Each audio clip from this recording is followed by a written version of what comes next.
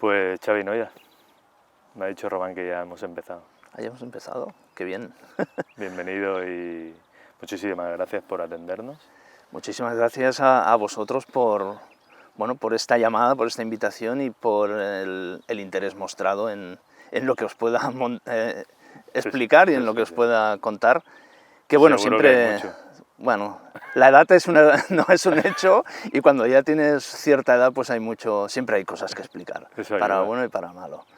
Pues nada, siempre empezamos explicando dónde estamos y qué representa para ti este espacio que has elegido. Pues, si quieres, pues este espacio representa mucho, para mí es raíz, es origen, es sentimiento, es momentos de mi vida, capítulos de mi vida que se han ido entrelazando y han acabado aquí. O sea, yo posiblemente, bueno, aquí te sitúo, estamos en Badalona, a los pies de los restos de la masía de Ca l'Alemany, que fue la principal masía en los tiempos principios del siglo XX, finales del XIX para atrás, de elaboración de vino. Todo esto donde estamos hoy era viñedo. Badalona era rica en viñedo y en espacios de elaboración. Sí, me ha sorprendido cuando me explicabas que no... Sí. Y aquí, bueno, pues entre la Creu de Montigalà, que es un icono badaloní, y otro icono como el monasterio de Sant Jeroni a la Murdra, que fue, gracias a los monjes del monasterio, fueron los que impulsaron la viticultura en la zona, o sea, ya estamos hablando del siglo XIII, XIV, y desde Badalona, pues todo el concepto de viñedo que subió para el norte, y acabó consolidándose en lo que es toda la serralada marina, ¿no? Pero bueno, más allá del donde estamos, pues yo creo que todos los badalonins, tú eres badaloní, yo soy badaloní, nacido en Badalona, yo estuve trasteando por la ciudad hasta los 18 años, después me fui a buscarme la vida por ahí, a abrir nuevos horizontes. Pero yo creo que todos los que hemos sido niños, nacido y crecido en Badalona de los años 70, 80, pues una excursión que siempre nos han traído era venir a la Creu, ¿no? a la Cruz de Montigalà, que hoy justamente hay unos niños jugando por ahí, y pasear por todo esto, que es un territorio, pues desgraciadamente, pues un poco dejado, un poco abandonado, pero considerado parque natural, considerado zona natural protegida. Así que podríamos decir que a los 7 o 8 años yo ya me movía por los aldeaños de Ca l'Alemany, pero después de joven, en los tiempos de las Olimpiadas, podríamos decir, todo esto lo querían convertir en un campo de golf. Hubo mucha especulación y hubo mucho movimiento social reivindicativo para que todo esto no se perdiera, no perdiésemos este pulmón verde o esta parte más natural de la ciudad. Aquí hicimos acampadas, hicimos manifestaciones, hicimos conciertos de rock, hicimos de todo. Así que yo con 17, 18 años, antes de irme de Badalona, estuvimos aquí luchando y defendiendo el espacio a saco. Y bueno, es un sitio que me gusta cuando vengo a Badalona con tiempo, poder escaparme por aquí, desde Santa Coloma, la Torre Pallaresa, monasterio hasta aquí. El monasterio, visitarlo, que es súper recomendable. Y además hay un hecho histórico que la gente desconoce, y es que aquí los reyes católicos recibieron a Colón cuando llegó de América. O sea, en Badalona, la ciudad del anís del mono, recibió a Cristóbal Colón en su primer viaje de las Américas. ¿Cómo sería esto? Sí, brutal, imagínate. Viñedo, masías elaboradoras, un monasterio en plena efervescencia, monasterio real, o sea, era un gran monasterio. Nada, hay fotografías, todavía en el Museo de Badalona se pueden encontrar muchas imágenes de cómo era esto a finales del 19, principios del 20. Y se te ponen los pelos de punta de ver tanto viñedo. Pero a nivel familiar también tenías alguna vinculación. Hubo un hecho que conocí años más tarde, muy vinculado a un proyecto que después te contaré, que es de Vins de la Memoria. Que por cierto que he traído el Badiou porque creo que no hay mejor sitio para disfrutar y conocer este vino que aquí, porque es un vino de aquí. Si te parece, lo voy abriendo y vamos comentándolo. Bueno, pues en el 2015, o sea, no hace tanto, a través de unas conversaciones familiares, que más o menos ya me habían explicado en mi juventud y más tarde, pero me explicaron con detalle que durante la Guerra Civil, que toda mi familia vivía en la zona de la calle Industria, Sí. ¿vale? La parte industrial de Badalona, pues en el año 38 Badalona fue bombardeada muy fuertemente, murió mucha gente, y sobre todo esa parte industrial, pues porque allí había industria textil, había industria de apoyo a la parte republicana. Claro. Allí vivían, estaban castigados duramente por los bombardeos y muchísimas familias, muchísimas, decidieron venir a la montaña a esconderse. En los árboles, en las masías, y sobrevivir, subsistir de la uva, comiéndose la uva que había aquí. Y mi familia vino acá a Alemania.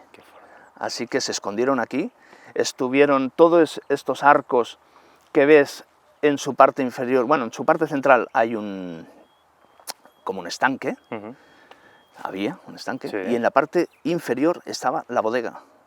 Aquí se elaboraba vino y todavía en los años 50-60 se encontraba la masía mucho más en pie y había restos de barricas, de bucois, de todo, o sea, se palpaba el pasado enológico.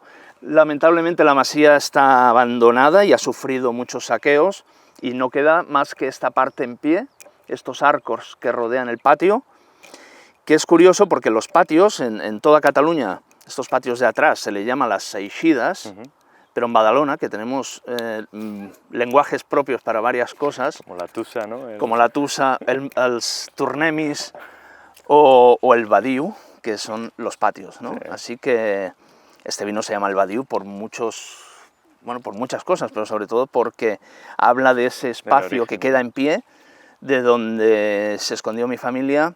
El badiu no deja de ser la salida, y de aquí también hubo una salida dolorosa por parte de mi abuelo hacia el exilio en los tiempos de guerra, que todo está recopilado en este proyecto que se llama Vins de la Memoria.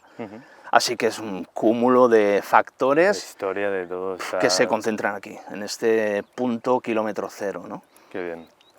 Pero esto, digamos que estamos hablando de un proyecto muy reciente, ¿no? Que ahora después hablaremos, pero como Xavi Noya, tú estuviste viviendo durante muchos años aquí, en Badalona. Se rompió. Bueno, sin problema. Y entonces, ahora me explicas cómo te llegó el tema del vino, o cómo ha sido tu pues fíjate que yo con 18 años me voy de Badalona, pero no muy lejos, me voy a Santa Coloma de Gramenet. No, el viaje fue corto, pero estuve poco tiempo en Santa Coloma, aunque allí empecé con un negocio propio, que era una cervecería en la que también servíamos vinos. Ya con 22 años ya me metí en la hostelería, pero bueno, fue un capítulo bonito, intenso, pero que no acabó. ¿Pero esto con la familia? ¿O? No, yo y punto, con un amigo, un socio. ¿Y cogisteis un local? Delante, y sí, un local que ya estaba montado, le dimos una vuelta y bueno, y duró un tiempo, ¿no? Y a partir de dejar el negocio de la hostelería, me fui a vivir, ahora sí, al Penedés. Y allí fue donde, claro, o sea, te cambia el concepto de una ciudad industrializada y cosmopolita, ¿no? Badalona, en aquellos tiempos y ahora, la tercera ciudad más grande de Cataluña. Mucha gente, muchos amigos, mucha intensidad, y te vas a vivir a una zona donde todo es viñedo, donde hay más tranquilidad. Te estoy hablando del año 96, 95, 96. Y allí, ¿qué te encuentras? Pues que tus amigos no te hablan tanto de rock and roll y cerveza, sino que el que no está de bodeguero es enólogo y el que no es viticultor. Y allí fue mi mi entrada absoluta con el vino. Y de allí ya fue todo un recorrido. Bueno, fue una ¿Pero espiral. te fuiste con la familia ya? ¿O No, me fui con mi pareja. Vale. Al poco tiempo ya tuve a mi hijo, y eso me hizo reconsiderar varias cosas, porque yo había estudiado arquitectura técnica, o sea, el vino no estaba tampoco dentro de mis ideales de futuro, y no vengo de una familia de vinos, así que fue algo que se me cruzó por el camino, y con el tiempo pues me llevó a profesionalizarme, ¿no? Primero estando en En el Penedès estudié elaboración de vinos en la Escuela Agraria de Camp Joliu. Hice todo el módulo de elaboración de vinos y destilados, y más tarde, ya mucho más tarde, esto estamos en principios del 2000, ¿Sí? Y a finales del 2000 hice el curso de sommelier en una escuela ya desaparecida en Barcelona. ¿Sí? Y a partir de ahí iba combinando los estudios con el trabajo en restauración. ¿Empezaste con Sí, empecé en restaurantes de Vilanova y la Geltrú, y después el último sitio donde estuve en restauración fue en Cambrils, en Rincón de Diego, un restaurante con una estrella Michelin. Y allí, pues por otros factores también familiares y personales, volví a dar un giro a mi vida y dejé la restauración. ¿Qué edad tenías aquí? Aquí, bueno, ya es el 2012, ya, vale. 40 y pico. Sí, que dijiste, hostia, pues ya... Bueno, básicamente necesitaba los fines de semana disponibles, claro, para estar con mi hijo, así que, fruto de una separación, claro. Vale. Así que busqué una deriva vinculada, que fue el mundo de la distribución. Entré como en una distribuidora a trabajar en el mundo comercial, pero más especialista, ¿no? Dentro del grupo de la distribuidora, pues una persona un poco más técnica, que recomendara en lugares donde ya hubiese un sommelier, donde podías explicar y explayarte más con el vino. Vale. Y de allí... ¿Y qué habían? ¿Diferentes vinos? Sí, multibodegas, o sea, era una distribuidora de varias bodegas, de vino catalán y del resto de España. Sí. Con un portfolio muy novedoso de bodegas que entonces eran muy desconocidas, y que, bueno, como por ejemplo de Rueda Menade, ¿no? Que Menade ahora es súper conocido, pero entonces no lo conocía nadie. Hostia. Y era muy de picar piedra, pero sabiendo que llevabas unos vinos muy singulares. ¿Y ¿no? cómo recuerdas esta época? ¿Que era más de comercial, de ir a los...? A ver, la recuerdo con muchísimo cariño, muchísimo, aprendí muchísimo. Hombre, es que aquí se aprende muchísimo. Era estar en el otro lado, o sea, de ser tú el que recibe los comerciales, y estás creando la carta y teniendo tu idea, a ponerte al otro lado e intentar convencer a ese sommelier de que tus vinos son los que él necesita para su carta, interactuar, fidelizar, absolutamente, el trabajo de fidelización. ¿Es difícil este trabajo o qué? Es difícil, no por ponerme medallas, pero yo creo que lo hice con el máximo rigor y sobre todo honestidad. Así que si yo veía incluso que un vino no era idóneo o veía que no encajaba demasiado en ese perfil de restaurante, pues ni lo recomendaba. O sea, iba bastante como a hacer un asesoramiento personalizado. Está muy bien, ¿no? Porque hay sitios que van como mucho Sí, a barraca, ¿no? Sí, a barraca y a... No, y ese asesoramiento personalizado hizo que, bueno, ganar la confianza del cliente, que creyeran en ti, y ese vínculo pues suma muchísimo. Me lo pasé muy bien, Estuve un tiempo, quizá, a ver, eso lo digo yo y lo dice cualquier comercial que ha trabajado en una distribuidora, que la peor parte de ese mundo es ir a cobrar, ¿no? Claro, vender está muy bien, pero ir a cobrar... Claro, vender está muy bien, abres vinos, jiji, jaja, mira esto, claro. Pero luego, al tiempo pasar, oye, te vengo a cobrar la factura, pues es feo, ¿no? Y a mí me generaba mucho estrés, mucho estrés. Bueno, pero formaba parte del trabajo, ¿no? Que al final parte del negocio. Ellos también eran conscientes. Absolutamente. Era la cara buena y cara mala. Claro. Pero bueno, por suerte o desgracia, una de las bodegas que distribuíamos, bueno, tuvimos mucho feeling. Hubo mucho aproximamiento y una mirada muy común hacia los objetivos, y me ofreció dejar la distribuidora para trabajar únicamente con sus vinos, para su bodega, y acepté. Siempre soy bastante Si te proponen algo y está... me lo pienso, pero que no me da miedo dar cambios, ¿no? De ahí que tenga ahora 2 proyectos propios en marcha, jóvenes, y que estemos picando piedra. Claro. Bueno, la bodega Vinyes Domènech, conocida también, que distribuíamos cuando era menos conocida, y pasé a trabajar, me fui a vivir al Priorat. ¿Ya dejaste el Penedès? Del Penedès me fui ¿Ya directamente allá? Priorat, sí.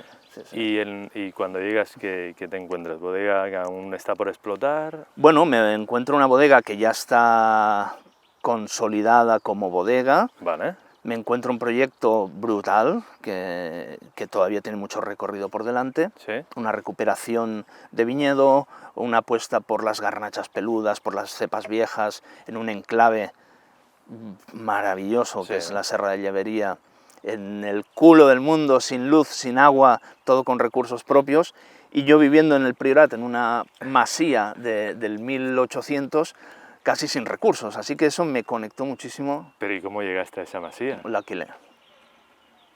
O sea, te sale el trabajo y tú empiezas a me buscar una vivienda y me te sale una masía. A ver, era pagable, me sorprendió lo pagable que era todo, y ¿por qué no? Pues cambiar de chip, ¿no? De la comodidad y el confort de un piso tradicional, pues a un ambiente un poco más rudo. ¿Y por qué no? Aquí tenías niños ya. Aquí ya tenía mi hijo, sí. ¿Y cuánto tenía? Porque yo tengo dos y, ostras. Mi hijo tenía, ya tenía 14 años. Bueno.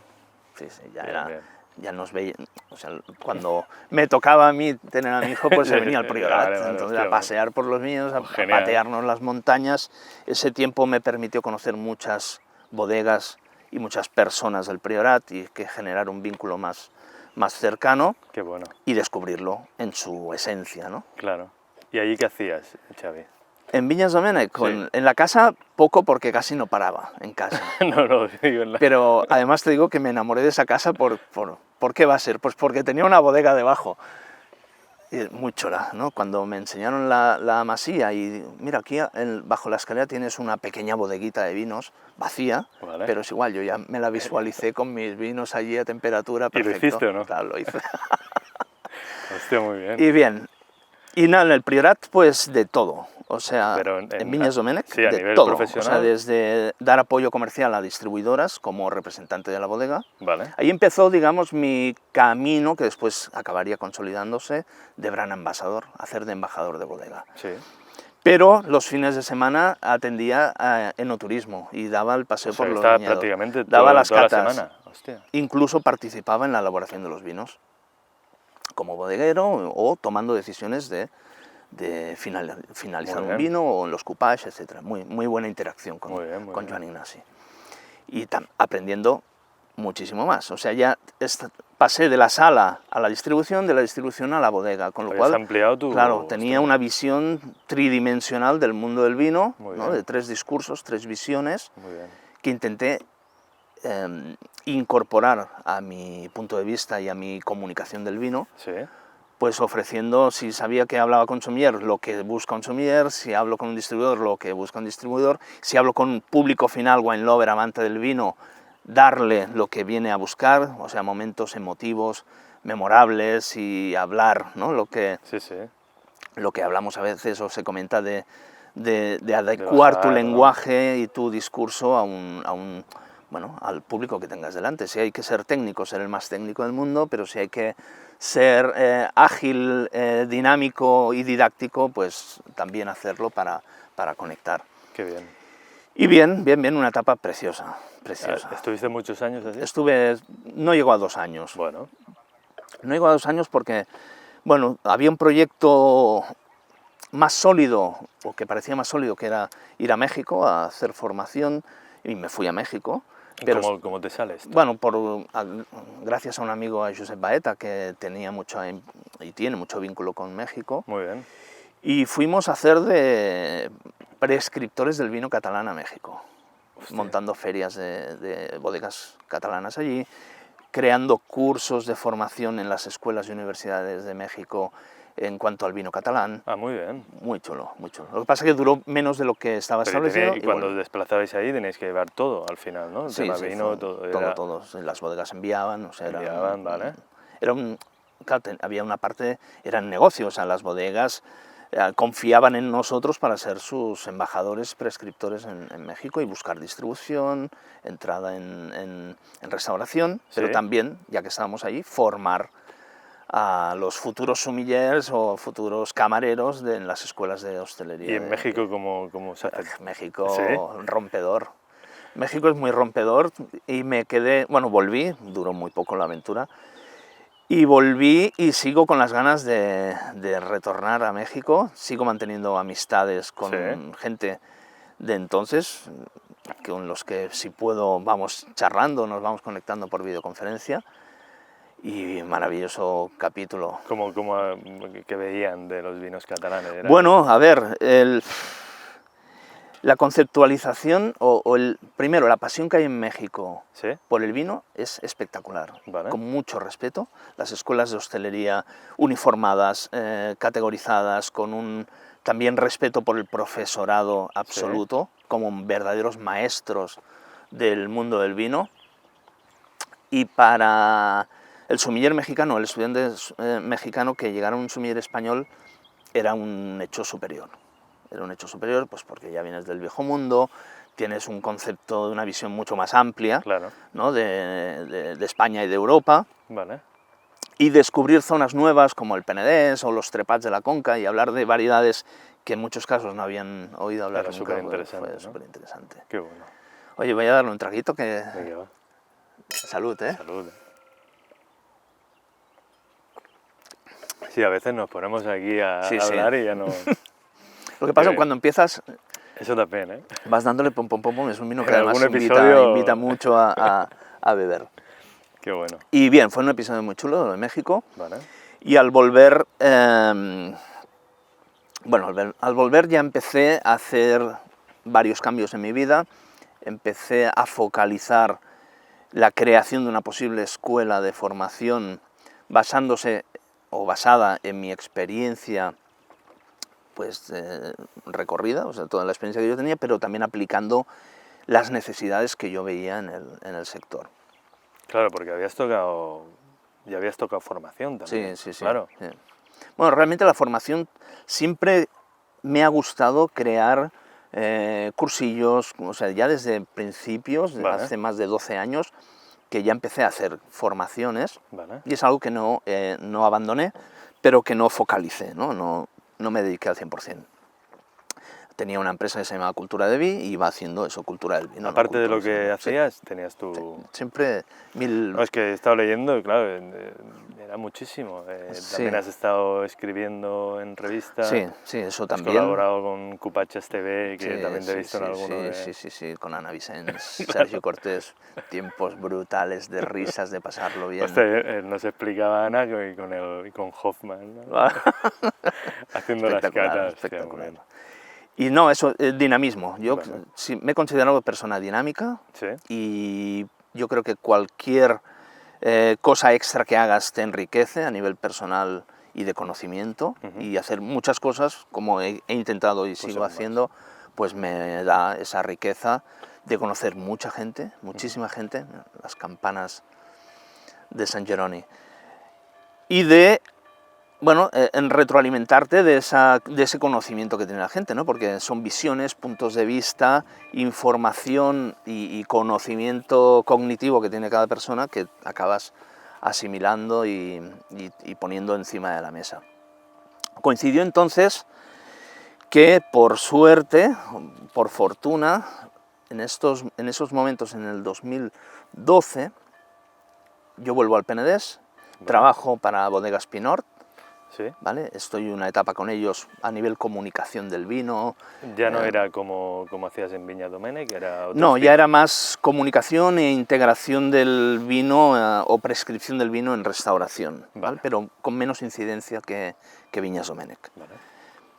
Y desde allí pues aparece la oportunidad de poder ir a trabajar a un nuevo proyecto que desarrollaba Grupo Codorniu. Sí.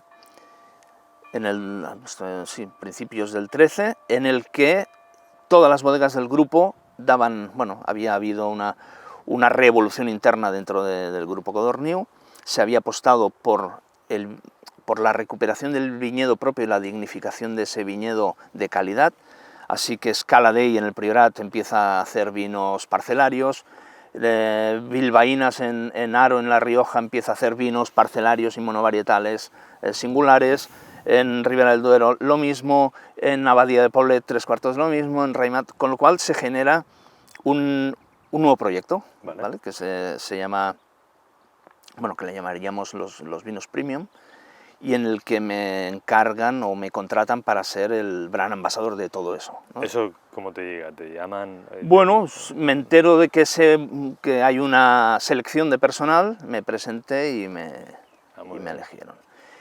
Y fue, bueno, ha sido una de las mejores etapas de mi vida, 6 años muy intensos, viajando miles y miles de kilómetros por carreteras y en avión, porque, bueno, tenía que transmitir y comunicar todo lo que estaba pasando en toda España, así que viajaba por todos lados.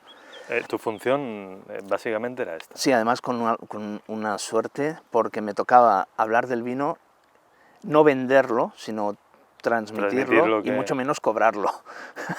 Así que me sentía muy a gusto. Era perfecto, ¿no? Llego con mi maleta, mis vinos, catamos, os lo explico, compartimos y me voy. Y si te interesan, ya vendrá el comercial a decirte lo que valen y a vendértelos. Es una buena función esta. Maravilloso. Funcionó muy bien, lo pasamos muy bien, un equipo humano brutal. ¿Y cómo lo gestionabais? ¿Te ibas fuera durante toda la semana o cómo lo hacías? Normalmente ¿no? Eran viajes de 3-4 noches, vale. O a Baleares, o a Madrid, o a Coruña, o a donde tocara, Canarias, donde tocara, pues sí, 3-4 noches, y si era por proximidad a Cataluña, pues intentaba volver a casa, pero sí, muy intenso, muy intenso. 6 años, muy bien. Sí, bueno, hubo algunas semanas, recuerdo, de volar, o sea, tomar 10 aviones en una semana. ¿Qué dices? Una burrada. Porque ibas conectando zonas próximas y a lo mejor Barcelona-Madrid, Madrid-Asturias, Asturias-Galicia, y ibas sumando vuelos en una semana. Muchísimo. Una locura. O sea, yo me pasaba la vida en el aeropuerto. más que en las bodegas, pero muy bien, muy intenso. Bueno, muy intenso, muy divertido, y me volqué al 100%. O sea, ya fue dedicación 100%, en la que, bueno, incluí o incorporé la parte formativa en ese capítulo, con lo cual también iba a ver a los locales, a los restaurantes, les presentaba los vinos, incluso podíamos concretar cita para otro día y hacer una formación a todo su equipo de sala. Muy bien. Servicio, apertura, ¿Pero eso entraba dentro de tu función o tú lo sacaste? Bueno, es que tenía libertad absoluta, confiaron tanto en mí que, bueno, yo generaba propuestas, catas especiales, catas a ciegas, catas con música, y bueno, eso es, ya te digo, un equipo que ayudaba, que apostaba, una casa detrás que apoyaba, claro, ¿no? Con una estructura, y nos permitió hacer catas y sesiones memorables que todavía ves gente de hace años y dice, yo como aquella cata que hice contigo, sí, ¿no? Nunca más, porque íbamos con todo, y sobre todo con mucha pasión, ¿no? Pero claro, hacerlo bien hecho y ¿Pero cómo lo organizabais? Bueno, ejemplo, pues ¿cómo era? Yo qué sé, catas de, por ejemplo, una memorable fue catar los vinos de Scala Dei, sí, ¿no? Que de la antigua Cartuja de los monjes cartujos, sí, y los vinos de Abadía de Poblet, una cartuja o un monasterio del Cister, sí, uno en el Priorat y el otro en la Conca. Imagínate catar los mejores vinos de las dos bodegas en un edificio, en una cueva que había sido un antiguo monasterio, y solo iluminados con luces de velas y con cantos gregorianos, ¿no?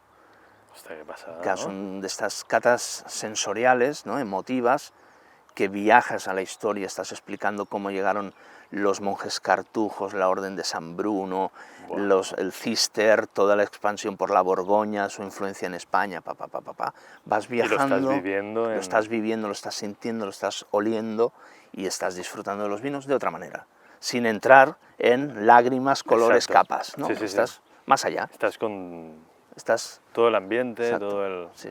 Y esa y otras más eran las propuestas, y bueno, todo súper bien, súper contento, y en el 18, pues esas locuras que te pasan por la cabeza, que decido dejar todo, apostar más fuerte por una escuela que ya llevaba 1 año y medio, que era en Aula, sí, focalizar mucho más en sus contenidos y ofrecer unos cursos más estables. Uh-huh. Y en el 18 aparece la idea de crear unos vinos propios, que son els vins de la memoria, sí. que por ética, por disponibilidad, por tiempo, por salud, por todo, decido, bueno, despedirme del proyecto de Codorniu y apostar todo mi tiempo en esto, o sea, en mis dos proyectos, porque necesitaban tiempo, cariño, proyectos jóvenes, nuevos, que has de estar allí 100%, picando piedra, hablando de ellos, prescribiendo, informando. Desgraciadamente 1 año y medio después llega el COVID y nos pilla que no podemos prescribir, viajar, comentar ni ver a la gente. Claro. Y eso ha sido bastante un palo a la rueda, ¿no? Sobre todo con los vinos. Pero bueno, tercera añada ya en el mercado. Tercera, muy bien. A punto de, sí, la 2020 saldrá en breve. Un proyecto pequeño, muy personal, que compagino con Enoaula. Enoaula sigue, yo creo que Enoaula es la consolidación de mi visión global del vino. Exacto. O sea, no buscamos ser, por supuesto, ni la mejor escuela, ni la más técnica, ni la que ofrezca, ni la que te convierta en un sommelier. Vale. Enoaula es una herramienta de entrada al mundo del vino, de una forma fácil, de una forma coherente, lógica, dotando al alumno o alumna que se apunta y se inscribe, que en la mayoría de casos llega desde el cero absoluto, o llega con información que le llegan por mareada, confusa, solapada. Nos dedicamos a ponerla ordenadamente, a buscar y a entender el vino desde la lógica y la coherencia. O sea, hablamos de acidez, sí, pero ¿por qué tiene este viñedo más acidez que el otro? Influencia del clima, del suelo, de la viticultura, del hombre, ¿no? Del enólogo. Vinos con intervención, sin intervención, sus pros y sus contras, geografía, pero lo justo para conocer qué pasa en España. Muy local, o sea, en los niveles superiores sí que ya vamos a vinos internacionales, etcétera, pero queremos primero que sepas qué tienes, dónde estás y qué hay a tu alrededor. Y si antes eran cursos presenciales, si íbamos a Mallorca a hacer un curso, el principal foco geográfico era conocer las denominaciones de origen de Mallorca y tus uvas autóctonas. O sea, que empezasteis haciendo... En presencial, siempre. Sí. Vale. Fue el COVID el que nos, bueno, por una parte nos obligó y por otra nos abrió una ventana que desconocíamos, que es el mundo online, pero llevado también con coherencia y con mucho rigor. O sea, no hemos hecho un curso que te conectas por Zoom y te envío por mail, no.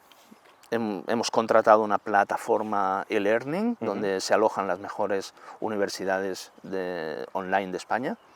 Los alumnos tienen un campus, tienen todas sus asignaturas, controles de asignatura, foros, chats, estadísticas de cómo llevas el curso que te falta para finalizar, qué mensajes tienes sin leer, envío de documentación, descarga de dossier, visualización de vídeos formativos, conexiones integradas vía Zoom. Te enviamos los vinos a casa de cada alumno para que el día que catemos los mismos vinos y lo hagamos poniendo, bueno, calibrándonos entre todos, o sea, haciendo las cosas como considero.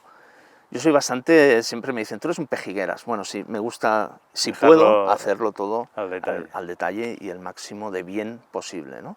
Como dice un buen amigo Juan Moll, de Robuchon, la excelencia no existe, pero nunca hay que dejar de buscarla, ¿no? Claro. Porque si pierdes ese objetivo top, nunca llegarás, pero buscándola estarás muy arriba. Estarás cerca, claro.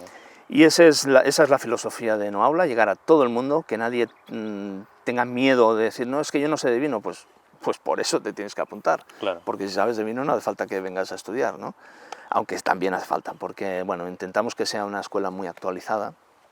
Sí, porque la formación al final siempre, ¿no? Sí, te refresca, ¿no? Claro, exacto. Por mucho que hayas estudiado años atrás o que hayas visitado 1000 bodegas, bueno, si vas a visitar bodegas, cada enólogo tiene su realidad y su verdad. Claro. Pero vamos a verlo desde una visión global, ¿no? Más contextual.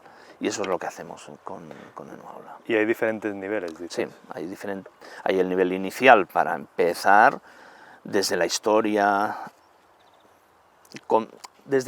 pero haciendo parada en los puntos, en los momentos clave, ¿no? Desde Georgia, Pues Egipto, Grecia, Roma, mundo moderno, siglo XVIII-XVII, filoxera y después de las guerras mundiales. Vale. O sea, para ponernos un poco en situación, empezamos hablando de los vinos de Georgia de hace 8.000 años y acabamos hablando del señor Robert Parker y su influencia en el mundo del vino, ¿no? O sea, es una visión muy transversal. Viticultura, no para aprender a ser viticultor, pero sí qué pasa en el viñedo que le afecta al vino. Claro. ¿No? Tipos de poda, vendimia, romper muchos tópicos y prejuicios, vendimia mecanizada versus manual, el ciclo de la vid, la composición de la uva, todos los elementos que son mínimos para conocer y poder hablar con propiedad. ¿No? Enología a fondo, elaboración de vinos blancos, tintos, rosados, espumosos a fondo, o sea, vinos blancos jóvenes, lías, trabajo de lías, crianzas estáticas, dinámicas, biológicas, brisados, blanc de noirs, todo lo que abarca y implica la elaboración de un vino blanco en tintos igual, rosados igual y espumosos a fondo. Vale. A fondo hablo de historia del vino espumoso, métodos ancestrales, Charmat, tradicional, posicionamiento en el mundo. Bueno, al final sí es bastante técnico, digamos. Sí, ¿no? pero sí, o sea, el contenido es técnico, pero el discurso es didáctico. Vale. ¿Vale? Siempre con un lenguaje cercano, como estamos hablando tú y yo ahora, vale. Que nadie se pierda por el camino, sino que sea casi una conversación. Vale. Y te lo explico, y si no lo entiendes, te lo vuelvo a explicar, y si hace falta, lo vamos a personalizar, ¿no? O sea, sí. Si no entiendes que, o sea, no es lo mismo decir que la fermentación del vino es el efecto metabólico de las levaduras en el azúcar del mosto del vino, que decir que unos bichitos transforman el azúcar de la uva en alcohol y en gas, ¿no? Dices lo mismo, pero visualmente la película es otra. Y después ya sabrás que ese gas es según CO2, la persona que tengas delante, claro. Pues lo dices de una cosa. Y muy visual, muchas imágenes, fotografías, esquemas, detalles para que sea visual, poca letra. La letra está en el dossier, que cada alumno se descarga, imprime y tiene un buen libro de 150 páginas de consulta, de repaso, de anotación. Muy bien. Y eso se nos habla. Y puedes llegar hasta el nivel 3, vinos internacionales, dulces, jerez, maridajes, creación de carta, neuromarketing, bueno, me dejo cosas, puntos históricos en profundidad, Egipto a fondo, Georgia a fondo, Roma y Grecia a fondo, enfermedades del viñedo, no como, sí que te explicamos cómo tratarlas, pero no para que tú vayas a tratarlas, sino que seas consciente claro, si ha habido oidi, mildew, si hay filoxera, si hay cualquier enfermedad, la mosca blanca, ¿qué le pasa al vino después? Lo puedes encontrar, puedes saber si ha habido botrytis en el viñedo, si ha habido mildew no, porque el mildew lo único que reduce es la producción, si ha habido oidio se generan unos aromas que podemos detectar. El 3 ya es técnico, o sea, realmente te deja... A un nivel bien. Siempre decimos que te deja la antesala del sommelier, o sea, no eres sommelier, pero puedes plantarle cara a un sommelier a nivel técnico y de discurso, y sobre todo actualizado. Porque según cuando hayas estudiado, donde hayas estudiado, pues Classic Penedès, Corpinats, la nueva clasificación de los vinos del Bierzo, del Priorat, de La Rioja, los vinos de pueblo, todo esto no lo sabes. Sí, sí. Y aquí lo hacemos, aquí lo estamos dando. Uso de un Coravin, uso de un sacacorchos de Palanca, de un sacacorchos Durán. ¿Eso qué es? Pues te lo explicamos y aprendes a usarlo. Sí, sí, yo me acuerdo llegar a Monvinic y decir, ostras, espera. ¿Esto qué es, no? Sí, sí. Pero, no, pues está muy bien. ¿Y cómo recuerdas esta etapa de...? Porque tendrías que haber buscado local, preparado. Bueno, todo. Lo hicimos, éramos como un circo itinerante. Así que no teníamos una sede física fija, sino que contratábamos, alquilábamos salones en hoteles. Vale. Así que en Barcelona, nuestra sede, que seguimos manteniendo, porque los seminarios que seguimos programando, ahora tenemos uno a finales de mayo, de espumosos del mundo, que lo va a impartir Roc Gramona, y vamos a conocer el vino espumoso pues desde Australia a Brasil, pasando por todos lados, métodos de crianza, de elaboración, etcétera. Va a ser muy chulo, lo vamos a hacer en Barcelona, en el NH. Y si íbamos a Mallorca, pues en otro hotel, si íbamos a Ibiza, en otro hotel, en Málaga, otro hotel, y así alquilando espacios y llevando nuestro circo. Bueno, llevamos un despliegue tranquilamente, 700 copas Riedel, 80, 90 botellas de vino, escupideras, roll-ups, bueno, coffee breaks, todo personalizado. Sí, todo lo que montábamos, dossiers, diplomas, todo. O sea, era enviar como 10 cajas al hotel con todo nuestro material y una puesta en escena que nos obligaba a estar un día antes en el sitio, implementarlo todo en el aula y al día siguiente ya llegaban los alumnos, se encontraban una escuela, una verdadera escuela del vino. ¿Y te has empezado a rodear con compañeros de la sumillería? ¿Ya tenías claro cómo...? Sí, bueno, la sumillería, yo creo que desde siempre he tenido muchos vínculos con sommeliers. ¿Sí? Entonces, bueno, realmente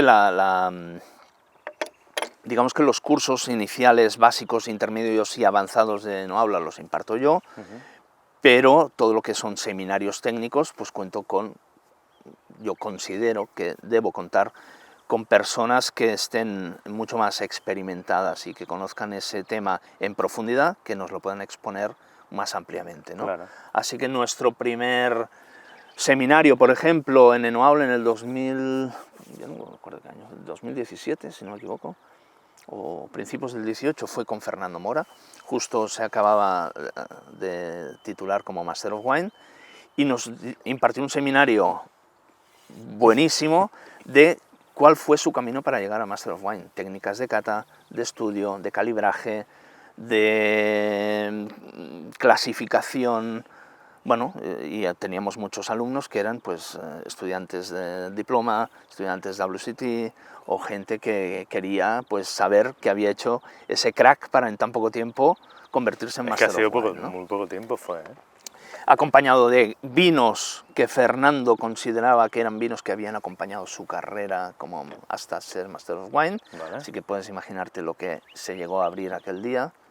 Palos cortados del 87, Rieslings viejos, Priorats viejos, Barolos. Fue un festival. Increíble, fue ¿no? un festival. Y esa es nuestra filosofía, ofrecer el máximo de calidad, pero el máximo también de emoción, ¿no? O sea, sí, vengo a formarme, pero salgo de ahí diciendo, wow, ¿no? Vaya sesión. No veas el homenaje, ¿no? El homenaje, ¿no? Tanto enológico como de contenidos. Claro. Pues hemos tenido a gente como François Chartier, explicando el primer curso que dio en España, y no sé si ha dado alguno más, sobre toda su filosofía de maridaje molecular. Hemos tenido a Ferran Centellas, David Seijas, recuperando y rememorando el bulli y todas las técnicas de servicio en sala. No me quiero dejar a nadie, pero hicimos un seminario específico sobre vinos de Egipto, que vino María Rosa Guas, egiptóloga, una de las mujeres del mundo que más sabe sobre el vino de Egipto. Ostras. A impartir una masterclass que estaba todo el mundo alucinando, y la acompañamos con una cata de vinos antiguos desde Georgia. Bueno, viajamos mucho por la historia, que la impartió Joan Gómez Pallarés. Sí. Así que fue una sesión también brutal, memorable. ¿No? Piturroca, con todos los destilados del Ars Collecta que están elaborando en el Celler Can Roca, junto a Dani, y todos los, el equipo que forma parte del propio Ars Collecta, Ars Natura, perdón, sí. Ars Collecta es me he ido a otro lado, y bueno, bien, intentando ofrecer... Está muy bien, ¿eh? Lo hemos aplazado, lo hemos dejado para después de vendimias.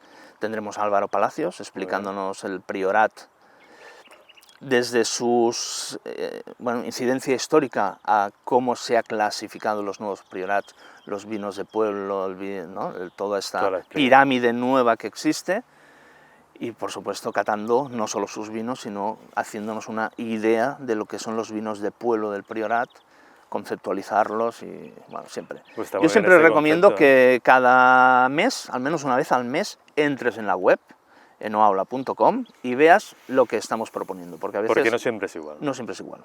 Es más, nunca es igual. Vale. Pocas veces repetimos seminarios. Los cursos sí, que son fijos, los vamos programando según fechas. Pero después hay seminarios. Pero los seminarios y los webinars, como el que hicimos la semana pasada con vinos de Jerez, desde Jerez con Juan Manuel Hidalgo, enviamos los vinos a todos los alumnos y estábamos haciendo un webinar que cada persona cataba el mismo vino, no enviamos muestras, enviamos botellas, vale, para que después los disfrutes todo lo que quieras. ¿Y te pones en contacto con ellos? Sí, ofrecemos, en algunos casos como Hidalgo, son también colaboradores de No Habla, porque exacto, ofrecemos... Durante el confinamiento se me ocurrió generar una beca para poder ofrecer formación sin coste a personas o que se habían quedado en el paro o que no tenían suficientes recursos para estudiar, aún teniendo mucho deseo y muchas ganas de hacerlo. Así que busqué padrinos, o sea, bodegas que se sumaran a la idea, entre ellas Hidalgo de Jerez, Gramona en el Penedés, o Alma Carrovejas, Pago Carrovejas, Viñamén, que, bueno, sumamos este esfuerzo para poder dar 3 becas y ya tenemos a 3 personas que las han ganado y se están formando gratuitamente en Eno Aula con todo lo que ofrecemos, así que, hostia, pues está bueno, genial. son apuestas de abrirnos, ¿no? de ofrecer, no de ser solidarios, sino de ser sociales y ¿por qué no? Si reunimos un comité y unas personas que apostamos por la formación, pues si alguien no tiene el dinero, los recursos para hacerlo, pues que no sean freno, ¿no? Que lo pueda hacer también. ¿Y qué hacéis, un grupo y hacéis la selección vosotros? Bueno, abrimos candidaturas, recibimos más de 120 candidaturas en un mes y medio, tuvimos que cerrar ya porque estábamos desbordados, y de esas 3 candidaturas, según todo lo que cada persona explica... No tiene por qué ser pasión.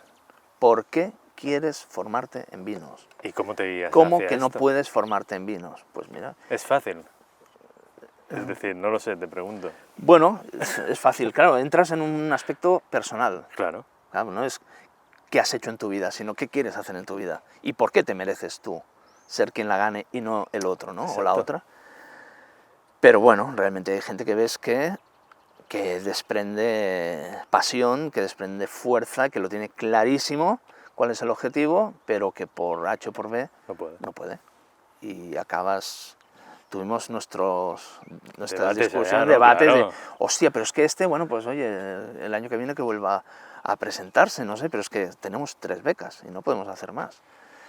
Pero muy bonito, muy bonito, la gente que no consiguió la beca, agradecidísima, enviándonos mensajes. Hombre, una oportunidad. Chapó, gracias por la oportunidad, por la idea, por la propuesta. Y eso se nos habla, una escuela diferente, que intentamos acercarnos al consumidor, al amante del vino, desde cero, y llegar al punto que quieras. Es más, desde nuestro nivel 3, que es nuestro punto álgido, siempre decimos, ahora ya estás preparada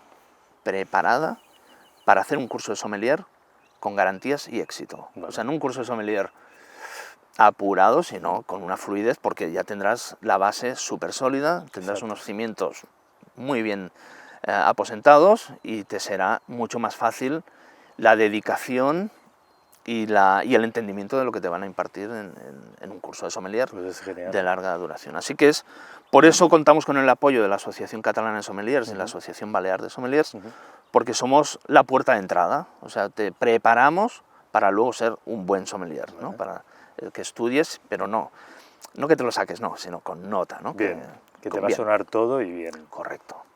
¿No? Es difícil, empezar un curso de sommelier desde el cero absoluto. Muy difícil. Claro, es que si no... te suena todo a... Claro, todo suena a chino. Y en cambio con una base ya sólida, que claro, si haces el nivel 1, 2 y 3, estamos hablando de 5 meses de formación. Claro. Ya tienes mucho contenido asimilado. Y en eso se nos habla. Seguimos ofreciendo, seguimos generando, seguimos publicando nuevas propuestas, nuevos cursos. Ahora hemos integrado un curso nuevo con Meritxell Falgueras, sí, lo he visto. Que es consideramos que es un curso súper de actualidad, porque es la comunicación del vino, pero en redes sociales, ¿no? Pero llevado, al punto que cada persona desee, ¿no? Hay gente que le gustaría dominar más las redes sociales, tener más seguidores, ser más influencer, y hay gente que esa punto quiere ir más allá y sacarle un rendimiento monetario, ¿no? O sea, vivir en parte, quizá no al 100%, pero sacarle un rendimiento, pues también el curso te enseña vías, caminos, cómo mejorar tu marca, qué canales tocar, cómo implementarte en todas las redes, y eso Meritxell, que lo hace súper bien, y también comunica como a nosotros nos gusta, ¿no? de una manera fácil y cercana, lo hará muy bien.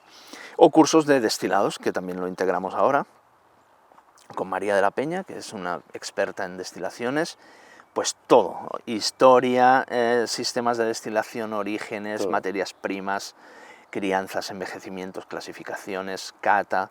Enviamos 18 muestras, aquí sí que son muestras porque son destilados premium, y recibes 2 dosis de cata de cada una para practicar, para entenderla, para comprenderla, pero vamos desde vodkas, ginebras, rones, cachasas, tequilas, mezcales. Sí, porque esta parte nos la hemos dejado, creo, pero tenías bastante vinculación, incluso sí. Te has presentado concursos. Sí, bueno, es que... A todo esto, claro, que son... Ahora porque me lo has dicho... Es verdad, me olvidé. No acabaremos. Bueno, pues porque a mí el destilado siempre me gustó. Recuerda que te dije que yo en la Escuela Agraria del Penedés estudié elaboración de vinos y destilados, así que es una parte que siempre me ha interesado. Y justamente con Grupo Codorniu, paralelamente a estos vinos de finca, también se creó un proyecto de importación y distribución de unos destilados desconocidísimos, pero de muy alta calidad. Y como yo venía de esa formación en destilados, hablo de el año 2007, 8, hasta el 12, que el gin tonic, bueno, a tope, yo hice muchísima formación en destilados, pero sobre todo porque el público quería saber sobre los gin tonic, aunque se encontraban delante de unos cursos que no era preparar gin tonic, sino que era historia de la tónica, contenidos, moléculas, que la integran, tipos de ginebra, sus orígenes, bueno, y acabábamos preparando gin tonic, pero era lo de menos. O sea, primero era conocer estilos y clasificaciones. Eso me abrió también la puerta a esta parte con Codorniu, como brand ambasador de sus marcas. Previamente ya había hecho algunos pinitos con Gin Mascaró, con Bulldog Gin, que también me contrataron puntualmente. Y eso, me presenté a concursos de Brand Ambassador a nivel mundial y bueno, muy contento porque son experiencias que te dan... Al final te llega ahora, ¿no? Que te dan, correcto, ahora lo implementas todo, ¿no? Claro. Y contento porque siempre fui un sommelier metiendo la nariz en el mundo de los cocteleros, ¿no? Y eso me permitió conocer al coctelero también. Así que tengo muchísimos amigos barmans, bartenders, que tienen otra visión del vino, que tienen otra visión de la cata, bueno, de su lenguaje profesional, y también me ha ayudado a integrar esas visiones más allá del sommelier y Está bien porque tienes muchas visiones. Es eso. Y ahora estás con la visión, bueno... Ahora... Y ahora, bueno, en el 2000... Yo hacia el 2015... Es que no recuerdo bien la fecha. 2015-16... Bueno, en mi familia hubo un capítulo, bueno, triste sí, pero no murió nadie, sino que mi madre tuvo unos ictus y unas pérdidas de memoria, etc. Y hablando sobre su familia, sus padres, mis abuelos, empezaron a salir temas que ya se habían tocado, pero no en profundidad, ¿no? Como por ejemplo, yo sabía que mi abuelo, mi abuela y la cuñada de mi abuelo, que todavía está viva, que yo le llamo mi tía, pero es mi tía abuela, había estado aquí, ellos habían estado aquí, pero no me habían contado muchos más detalles, ¿vale? Hablando de mi abuelo, que con 32 años fue enviado a la batalla del Ebro en plena guerra civil, cuando ya estaba casado y sus visiones no eran mucho menos la de ir a una guerra a defender nada, sino que él quería crear una familia. Él había venido de Almería, que desde los 14 años trabajando en la mina, o sea, una vida muy dura, y viene a Barcelona a buscarse la vida y se encuentra en el Merder. Total que, bueno, despertó cierta curiosidad porque al ser, o sea, mi abuelo no sabía leer, no sabía escribir, su deseo era que cuando yo fuese mayor, que fui el único nieto que conoció, cuando yo fuese mayor le enseñara a escribir y a leer. Él jamás se había atrevido, no atrevido, quizás ya se había atrevido, pero no podía explicar lo que había vivido durante la Guerra Civil, pues se le hacía un nudo la garganta y las lágrimas le inundaban. Así que ese diario de lo que había vivido jamás se escribió, y a partir de ese momento me puse a buscar, a remover con periodistas, con historiadores, con documentación de archivos, que por suerte Internet te permite acceder a varios archivos de la Guerra Civil, intentar saber qué hizo mi abuelo durante la Guerra Civil, por dónde fue enviado, qué pasó, porque no teníamos ninguna información. Y pudimos dar, pues, con la división a la que fue enviada, y gracias a saber la división a la que fue enviado, seguir sus pasos con los diarios de guerra de las divisiones, que eso está todo documentado, y me pude hacer la idea de todo su recorrido, de esos puntos concretos, trincheras, campamentos, escondites por donde pasaron, y después, a partir de su llegada o la finalización de la Guerra Civil, que volvió a Badalona, mi abuelo vio que toda su familia estaba escondida aquí, donde estamos ahora mismo tú y yo. Se estaban malviviendo, alimentándose de las uvas de los viñedos que había aquí. La bodega había sido devastada porque ya el vino que había allí se había usado para consumir, para sobrevivir. Incluso se estaban fabricando munición para la República en esta casa. Y desde aquí, bueno, ya es vivencia no documentada, sino a viva voz, ¿no? Que mi tía me lo explicó. Dice, es que tu abuelo llegó aquí cargado de sarna, de piojos, famélico, enfermo, nos contagió a todos, y además no estuvo ni apenas un mes, porque acabó la Guerra Civil, y desde aquí tomó la salida, de ahí que el vino se llama el Badiou, la eixida, la salida hacia Francia, hacia el exilio. Bueno, pues con toda esta información, en el año 2018, junto a mi pareja, Gisela, cumpliéndose 80 años del año 38, decidimos visitar todos estos lugares que teníamos documentados. Vale. Y allí se despierta el cop de cor, ¿no? Ese golpe emotivo, irrefrenable, decir, wow. ¿Por qué? Pues porque básicamente estábamos en un viñedo que sabíamos que era la primera trinchera donde había estado mi abuelo en el 38, hablando con un historiador, viendo más tarde y siendo coherentes y conscientes de que esa tierra seguía hablando, seguían mostrando restos de metralla, de balas, de bombas, de huesos de soldados que habían muerto allí, y nace la idea de hacer un vino que se llamara el vino de la memoria, de ese viñedo. Quizá el de al lado era mejor, pero no era... Estamos en Terra Alta. Estamos en Terra Alta, en Vilalba del Sarx. Así que la idea de hacer ese vino nos implica un segundo trabajo documental. Localiza al propietario del viñedo, explícale la locura que quieres hacer, que te venda uva para tú hacer el vino a tu rollo, a mi idea, ¿no? Busca una bodega que no me haga el vino, sino que me permita acceder a sus instalaciones, tener yo ahí mi barrica o mi depósito para hacer el vino como yo lo tengo conceptualizado. Y bueno, lo que pasó es que allí entramos en una segunda espiral, un viticultor me presenta a otro, de otra trinchera, la parte documental se empieza a extender, de tal forma que el proyecto acaba al año siguiente, no con un vino, sino con 7. Y uno de ellos, sin duda, el Badiou. Y todo el mundo abierto a... Bueno, podía haber sido todo el mundo de culo, y fue al revés, todo el mundo abiertísimo, emocionado, ofreciendo ayuda, colaboración y recursos para que el proyecto se pusiese en marcha y tirara hacia adelante. Así que el vi de la memoria acabó siendo la Bruixa, después de la Bruixa vino Loebre, la memoria, Plom, Pólvora. O sea, estamos hablando de Terra Alta, 3 trincheras, los campamentos de la retaguardia en Priorat, un barranco de huida y de escondite en la Conca de Barberá, donde hemos hecho un trepat. El retorno a casa y la salida hacia Francia del Badiou, que este vino se hace en Badalona, es un vino de Badalona, de Cañet, justo detrás de aquí. En línea recta estamos a 400 metros del único viñedo de Pansa Blanca que sigue en pie en Badalona. Y allí, gracias al viticultor, a Josep Coll, que hace 20 años decidió volver a plantar Pansa Blanca, y gracias a que me permitiese tener una de sus... porque él tiene su finca repartida en 3 bancales, y le pedí que si me podía quedar con uno de los bancales para hacer el Badiou. Y sin problema. Y bueno, sin problema. A ver, al fin y al cabo se trata de pagar a cada viticultor más de lo que le están pagando por esa uva.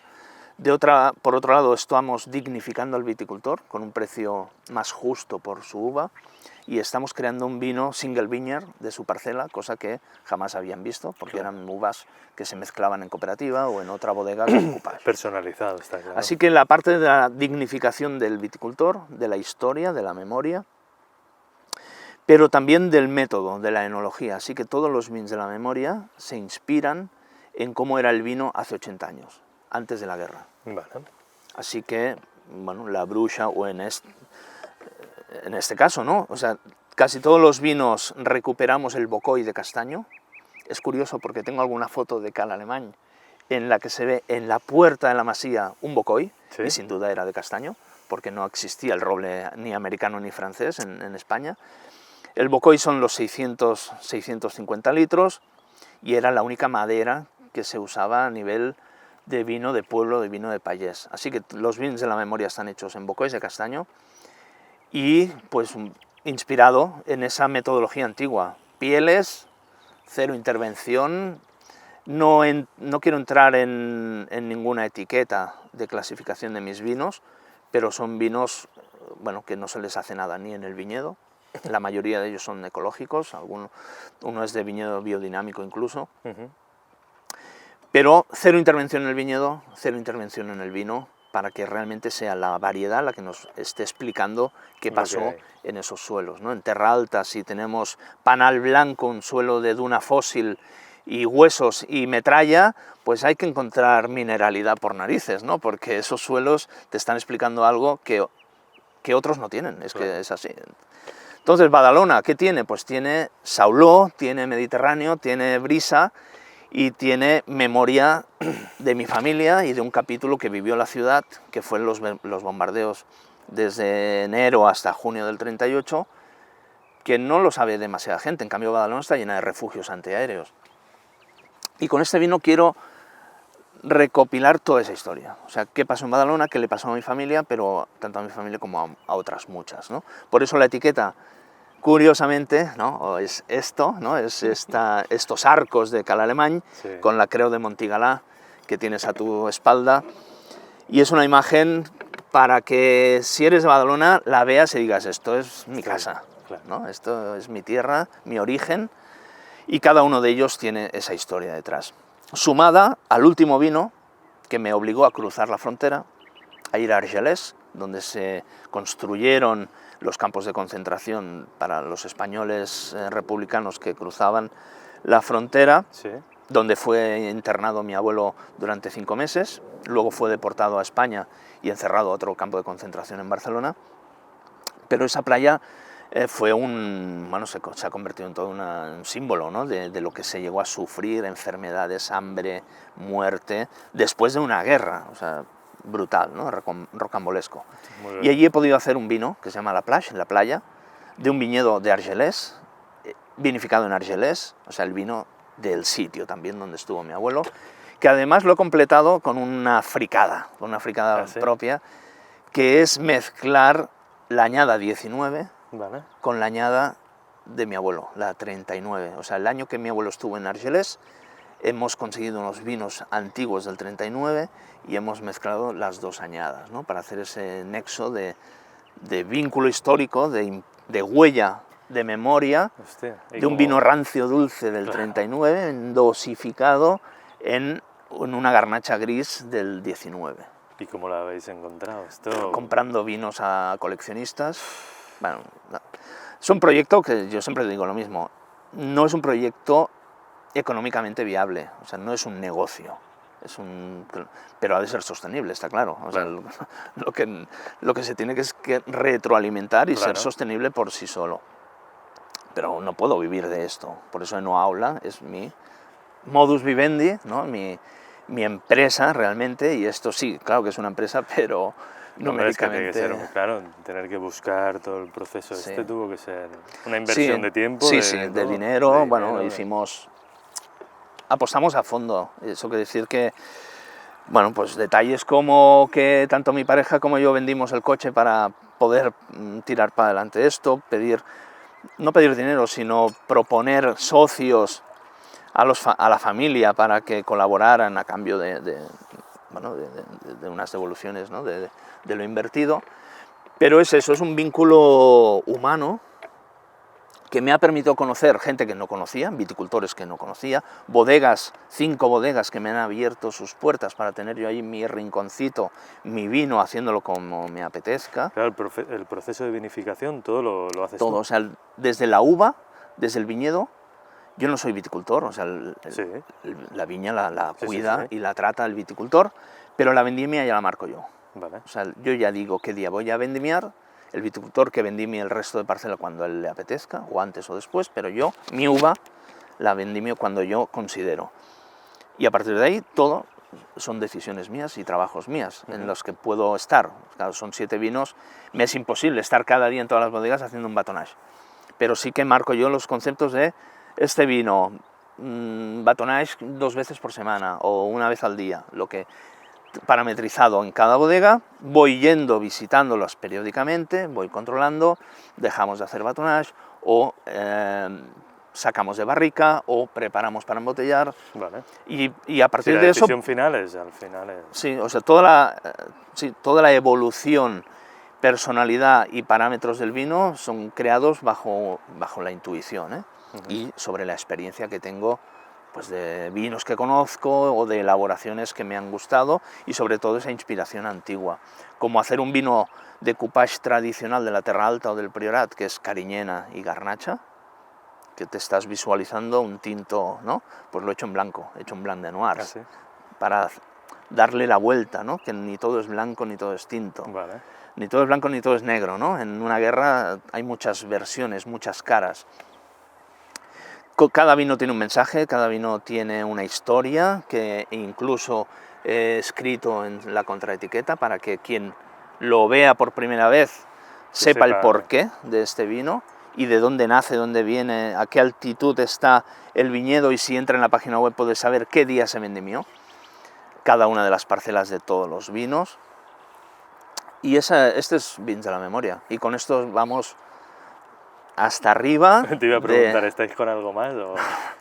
Bueno, ¿algún proyecto? Si no me quiero separar, mejor que no me meta en ningún proyecto más, porque ocupa el 100%, el 100% quiere decir el 100% mío o de un autónomo, ¿no? Está claro. Que eso no son 8 horas al día.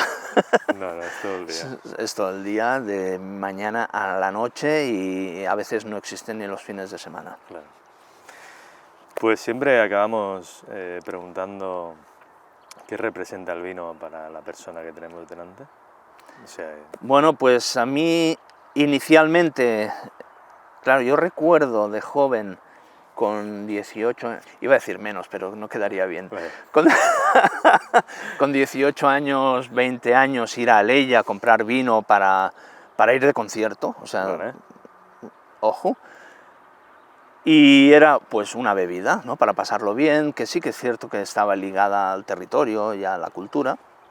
En mi casa se bebía vino, pero no tenía un vínculo, digamos, tradicional, no vengo de tradición enológica. Ahora, hoy en día es mi modus vivendi. Yo siento pasión por el vino, por todo lo que le rodea, pero desde una visión cultural, histórica y humana. O sea, en un vino hay paisaje, hay cultura, hay historia y hay personas. Y claro que después mirarás y lo catarás y le harás una descripción detallada organoléptica, pero para mí tiene más peso lo otro, ¿no? El de dónde viene, el por quién lo hace, y ese vínculo humano que también va a la gastronomía, porque acabas uniéndolo todo, ¿no? Ahí, bueno, afortunadamente los restaurantes que yo aprecio de Badalona tienen el Badiu y claro, imagínate, kilómetro cero, ¿no? Si estás ofreciendo una comida mediterránea de unos, yo qué sé, unas cigalas de Arenys y unos pèsols de no sé qué, y lo casas con un vino de aquí, de tu tierra, de tu zona, pues claro, el vínculo es mucho más potente. Y el vino para mí es todo eso, es una suma de todos esos factores al que, por supuesto, adoro, consumo, si puedo una copa al día, ¿no? Porque siempre hay que mantener ese vínculo con el vino, y que para mí es esencial, que debemos y deberíamos apostar más por él como país productor que somos, y abrir la puerta a conocerlo desde todas sus vertientes, no solo la elitista y la de cata, sino la de me voy a tomar un vino. A veces me preguntan, oye, ¿qué opinas cuando ves a la gente que añade cubitos de hielo o hace una sangría de vino? Digo, que hagan lo que les dé la gana, pero que tomen vino, por favor, porque es que si no estamos muertos. O sea, si no, en España hay 123.000 familias que viven del viñedo. Si no tomamos el vino como te dé la gana, y sin mirar mal porque lo están enfriando, lo están mezclando, echándole Coca-Cola, me da igual. Algún día no tendrán Coca-Cola, eso me lo dijo un amigo, si algún día no tendrán Coca-Cola y se tendrán que beber el vino solo, pues eso ya es el paso, ¿no? El paso hacia el disfrute de esta bebida. Qué bien. Y nada. Pues, Xavi, ha sido un placer. Igualmente, un lujo compartir esta mañana semisoleada, pero... Al final ha salido el sol. Sí, pero bueno, este ambiente así gris también acompaña a vincularnos más con la historia que tienen estas paredes y estas tierras que hoy estamos pisando, y de las que siempre que vengo he venido algunas veces a tomar vino, abrirlo aquí, porque para mí es el kilómetro cero, y nunca me voy sin vertir algunas gotas de este vino al suelo, ¿no? Sí, devolviéndole al suelo, a la tierra, lo que es de ella, y bueno, agradeciendo que gracias a la ayuda de muchas personas se haya hecho realidad el proyecto, y que el Badiu sea un vino que nace en Badalona y que está vinculado a esto, a que nos... Siempre acabamos brindando, y si quieres, hoy acabamos de esta manera, lo tiramos al suelo. Brindamos, bebemos y tiramos.